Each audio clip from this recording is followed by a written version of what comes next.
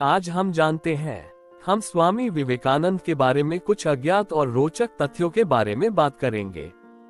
तो आइए जानते हैं स्वामी विवेकानंद और उनके जीवन से जुड़े रोचक तथ्य के बारे में।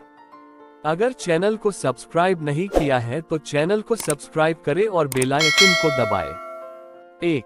स्वामी विवेकानंद जी का जन्म 12 जनवरी 1863 को सूर्योदय से 6 मिनट पूर्व 6:33 पर हुआ था। 2. बचपन में जब भी स्वामी जी क्रोधित होते तो उनकी मां भुवनेश्वरी देवी उनके ऊपर ठंडा पानी डालती और कहती ओम नमः शिवाय का जाप करो, और ऐसा करने से वे शांत हो जाते। 3. वह जानवरों और पक्षियों से प्यार करता था। उसने बचपन में गायों, बंदरों, बकरियों और मोर को रखा था। 4. उनके पिता की मृत्यु के बाद उनका परिवार अत्यधिक गरीबी में था। स्वामी जी कई बार घर में झूठ बोलते थे कि उन्हें कहीं खाने के लिए आमंत्रित किया गया है ताकि बाकी लोगों को ठीक से भोजन मिल सके।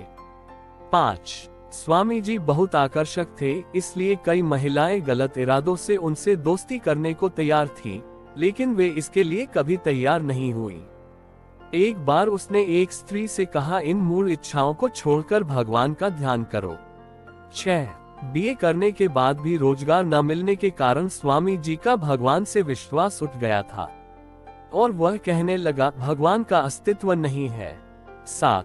स्वामी विवेकानंद के चाचा जी तारकनाथ की मृत्यु के बाद उनकी चाची ने स्वामी जी के परिवार को उनके पुश्तैनी घर से निकाल दिया और अदालत में एक मामला दायर किया जो उनके जीवन के अंत में समाप्त हो गया। 8. स्वामी जी अपनी मां से बहुत प्यार करते थे और जीवन भर उनकी पूजा करते रहे।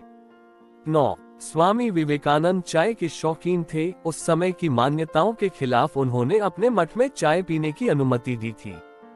10. स्वामी जी जरूरतमंदों की सेवा में इतने मशगूल थे कि उन्होंने अपने स्वास्थ्य पर ध्यान ही नहीं दिया। 39 साल के अपने छोटे से जीवन में उन्होंने मधुमेह, अस्थमा, यकृत और गुर्दे की बीमारियों और कई अन्य बीमारियों सहित लगभग 31 बीमारियों का सामना किया। 11. स्वामी जी पुस्तकालय से ढेर सारी किताबें लेकर अगले दिन वापस कर देते। इस पर एक बार लाइब्रेरियन ने उन्हें एक किताब से उठाया और उनसे कुछ ऐसा पूछा जो स्वामी जी ने तुरंत बता दिया और लाइब्रेरियन चकित रह गया। 12.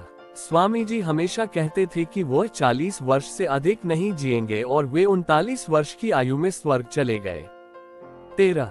स्वामी रामकृष्ण परमहंस ने स्वामी विवेकानंद को देखकर पूछा कि क्या आप धर्म के बारे में कुछ भजन गा सकते हैं? नरेंद्र दत्त ने हाँ कहा। फिर नरेंद्र ने 2 दिनों तक अपने मधुर स्वर में भजन का पाठ किया। स्वामी परमहंस ने बहुत प्रसन्न होकर एक स्तोत्र का पाठ किया। तभी से वे वेदांत मठ के पक्के अनुयायी बन गए। 14. स्वामी विवेकानंद के कारण ही भारत का वेदांत अमेरिका और यूरोप के हर देश में पहुंचा। उन्होंने रामकृष्ण मिशन की स्थापना की और अभी भी अपना काम कर रहे हैं। वह स्वामी रामकृष्ण परमहंस के एक प्रतिभाशाली शिष्य थे।